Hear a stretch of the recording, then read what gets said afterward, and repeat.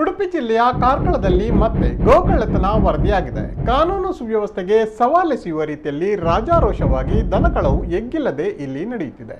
ಇಂದು ಬೆಳಗಿನ ಜಾವ 2:45 ಸುಮಾರಿಗೆ ಕಾರ್ಕಳ ಬಂಗ್ಲಗುಡ್ಡೆಯ ವಿದ್ಯಾಸರಸ್ವತಿ ಮಂದಿರದ ಆವರಣದಲ್ಲಿದ್ದ ದನಗಳನ್ನು ಕಳವು ಮಾಡಲಾಗಿದೆ.